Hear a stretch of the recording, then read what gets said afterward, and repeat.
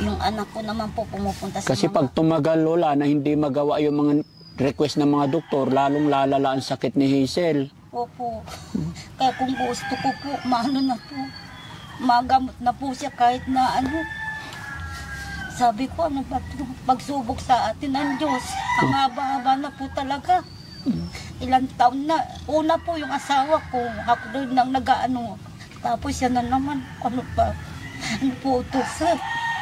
Sabi ko, ano ba naman ito? Sana malampasan namin, sir, itong mga problema namin. Palagi ako nagdadasal, sir, sa simbahan. Opo. Sana gumaling na itong apo ko. Kaya, naku, ano ba ito, Diyos ko? Sabi kong gano'n, ano ba nangyayari sa atin? Puro ganito ng ganito. Opo. Pero pag wala po yan, pag nandito naman po siya, o pagka may schedule po ako maglalaba, pupunta po ako. Sayang din ang may pambisyan ng gamot na pandagdag ko sa tatay niya. Kasi mahal po yung gatas niya talaga, sir. Sa isang araw, mahigit na magpa-500, sir. Yun lang ang hinahanap ko, sir. Kahit maglaba ako, may panggatas lang siya. May panggatas. Na pandagdag sa ano ng papa niya. Yung ano po, yung pag kami nakikita rin yung may pandagdag po ako. Lola, ilang taon ka na po? 64 na po ako, sir. Kaya sabi ko, ano ba ito? Bakit ikaw ang naglalaba, Lola? Ikaw ang nagpupursige para may panggastos tong apo mo. Wala naman po ako, sir, na mga anak na tutulong sa akin. Puro mahirap po sila. Mahirap din. Wala po silang anak buhay talaga, sir. Gaano mo kamahal yung apo mong si Hazel? Sobra po, sir. Kahit na ano po, sir, talaga mahal na mahal ko po to, sir. Pagka nakikita ko to, sir, pinapalitan namin. Talagang tumutulong, sir, yung luha ko talaga sa kanya. Kasi nahawa talaga ako, sir. Kasi pag minsan, sir, sabi niya, Nanay, gusto ko na ito malis, mabigat na. Sabi ko, mag-ano ka lang, anak. Sabi kong gano'n, mag-tisi ka lang, may araw na makakakuha rin kami, makakasurvive ka na rin. Sabi ko po sa kanya, sabi niya, okay nanay, sabi niya, mag-tis-tis ka lang, basta palakasin yung katawan mo. Sige. Sabi ko po gano'n. Kaya kumiso umiiyak siya, sabi ko, huwag kang umiiyak, baka sumatayan. Lagi siya umiiyak. Opo, ang problema niyan, hindi na siya makapagsalita. Hindi na po, nagsusulat na lang po siya. Pagka hindi po namin maintindihan, ano sinasabi mo? Isinusulat niya na lang po. Okay. Doon namin naintindihan. Hazel, ako si Daddy Frankie. Kami mga charity vlogger. Huwag kang mag-alala. Huwag mawala ng pag-asa. Lola, lagi tayo magpipray. Opo, Huwag po kayo mawala ng pag-asa, ha? Opo, sir. Sigat lang nakakaalam. Alam ko po, nagagawa at gagawa ng paraan si God para makasurvive si Hazel. Napakabata pa niya. Kaya na akin sinabi kanina, Nay, huwag na huwag kayong susuko. Gawa tayo ng paraan. Opo, sir. No? Ginagawa po namin talaga. Habang may buhay, may pag-asa. Hanggat tayo'y lumalaban, may pag-asa na magwawagi tayo. Okay? Opo. Hazel, i-upload namin tong video na ito. Baka may gusto kang sabihin or hilingin sa mga taong nanonood sa programa ng Team Daddy Frankie. Baka may gusto kang hilingin or gusto mong humingi ng tulong sa mga kababayan natin. Isulat mo yung gusto mong sabihin and then pagkatapos mong magsulat, babasahin ko. Ha? Okay lang? Isulat mo na. Isulat mo na. Sulat mo kung ano yung gusto mo. Sabihin kay Daddy Frankie sa mga manonood natin. Baka sakali may makatulong sa'yo. Para matulungan Sige. kami. Kaya pa magsulat? Sige na, sulat mo na. Si Lola naman. Lola, baka may gusto kang ipanawagan, sabihin. Ang gusto ko lang po, magamot yung apo ko. Para po makapag-aral, tapos sa pag-aaral, makakuha ng kurso, yun lang po, sir. Kahit siya lang po matulungan nila. Yun lang po ang gusto ko, sir, talaga. Kasi mahal na mahal ko talaga itong apo ko, sir.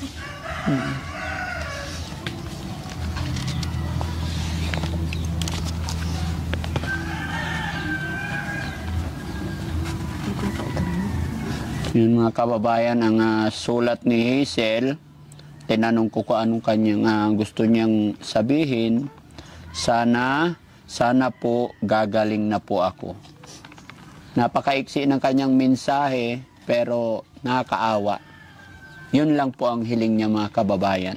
Mga kababayan, mga kabarangay, gaya po ng aking sinabi, hindi na po ganoon kahaba or dahil nakikita naman na natin yung sitwasyon at naikwento na rin ni Lola at ng kanilang tatay, no?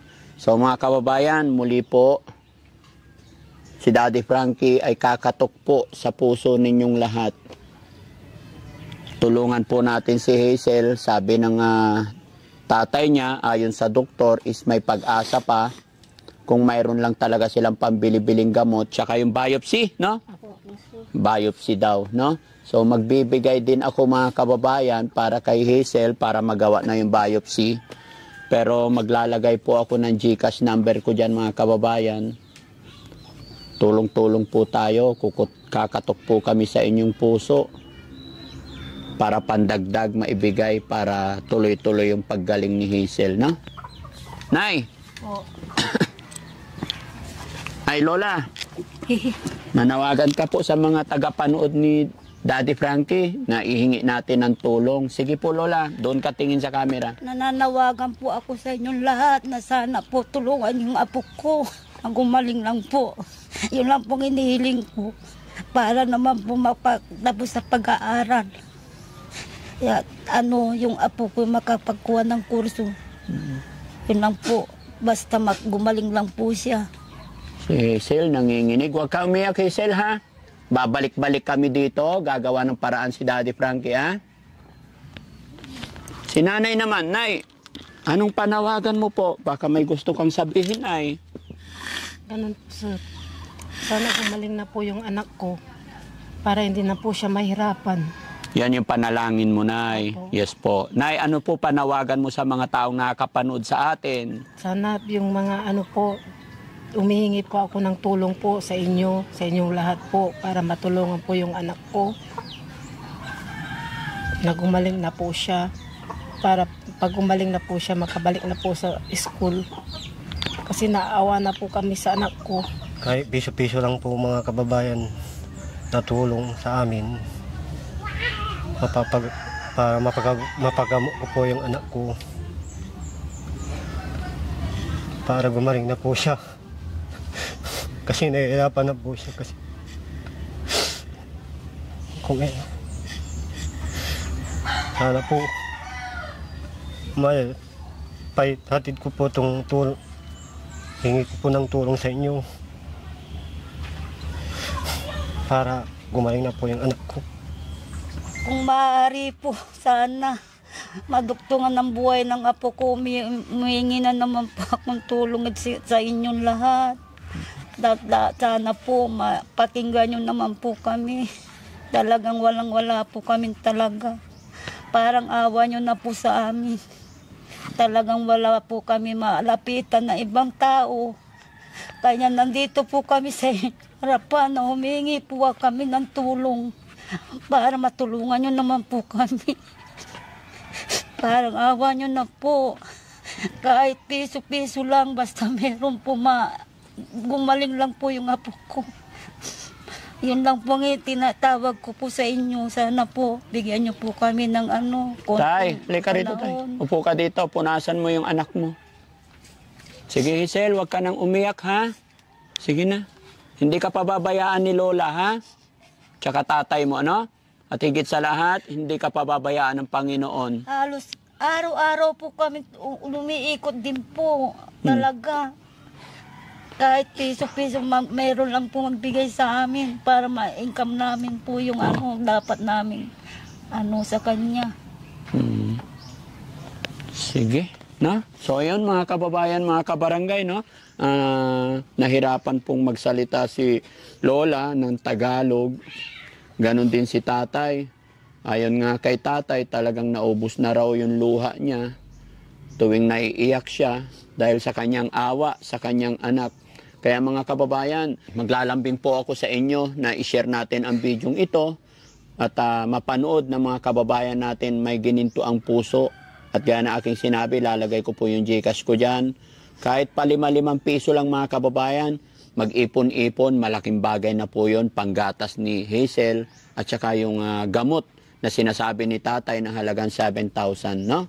Tay, para maibalik nyo na sa ospital, para gumaling na po yung anak ninyo, no? Nagbibigay ako ng para makapunta po kayo sa ospital ngayon. At sana marinig ng ating mga kababayan yung panawagan natin. At pagka may dumating na tulong para sa inyo, babalik po agad kami, So sa ngayon, magbibigay po ako ng pera para madala na. Kasi pag napabayaan po yan, lalong lalala. No? Huwag nating hayaang lumala. Tay, dapat gawan mo ng paraan, idalhin na sa ospital. No? Yun lang yung iniintay po, sir, yung talaga. Opo. Kasi pag hintayin mo pa yung November 22, Wala na po sir, mamamatay na yung apo ko pag ganun pa. Kumahintay pa yung petsang ganun po sir, lalong kawawa po masyado yung apo. mamamatay na. Baka mamaya po kung ano mangyari sa kanya. Payag ka ba, Nay? Ayoko po sir. Payag ka mamatay yung apo mo? Ayoko po, gusto ko nga po gumaling siya. Bawat tao po na tinasabi ko sa kanya, lumuluwa po talaga ako na sana tulungan po nila ako na nagalingin yung apo po. Sige Lola, mag-pray ka lang ha. Opo, sir. Huwag mawawala ng pag-asa, huwag tayong susuko, okay? Opo, Nay, sir. bilangin natin.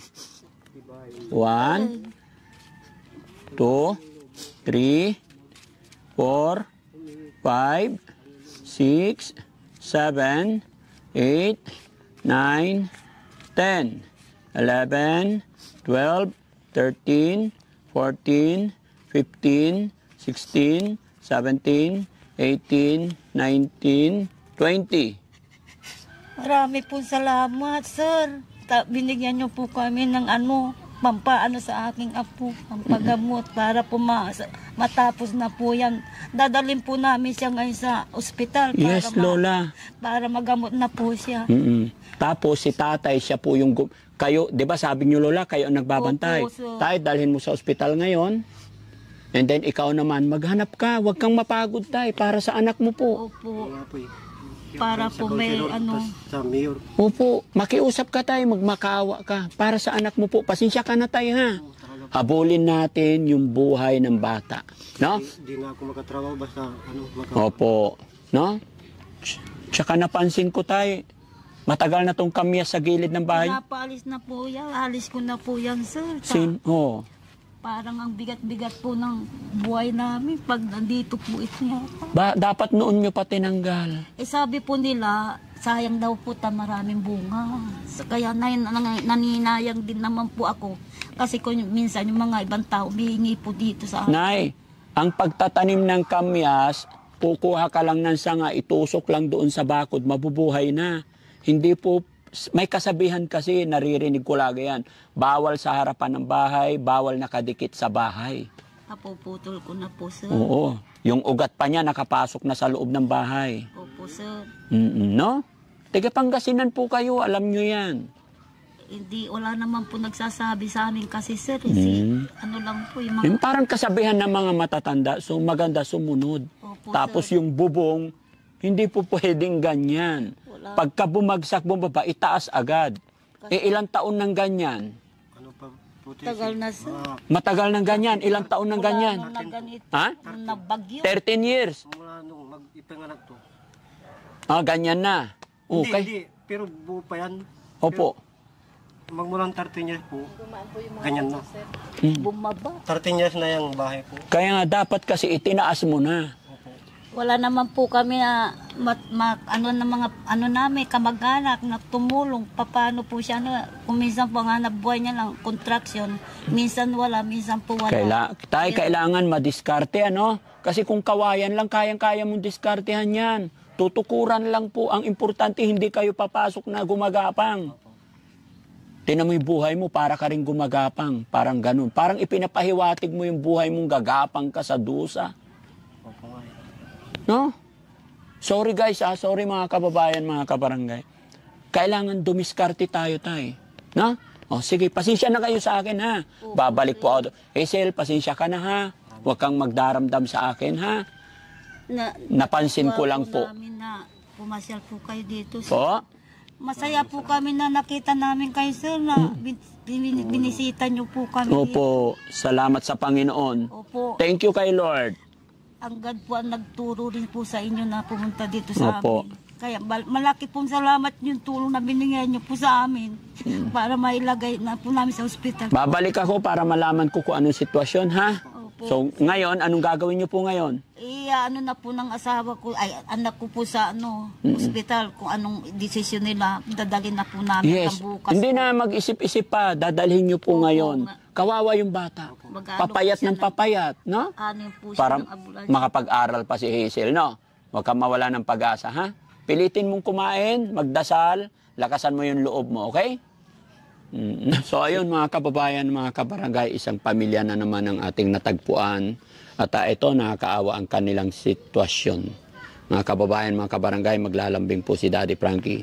Share po natin itong videos na ito para mas makatulong pa tayo. At ito nga pala mga kababayan, kaunting paalala lang po, gaya na aking sinabi, lalagay ko po yung GCash number ko dito para mas matulungan pa natin ang pamilyang ito. Pero sa mga makakapanood na ito, mag-iingat po kayo mga kababayan.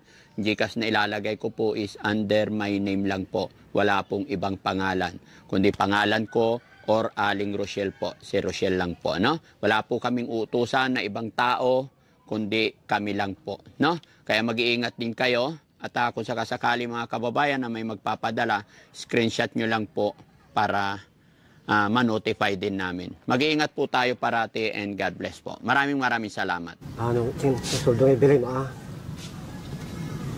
Anak. Sabi ka. Laban lang Gagaling ka din.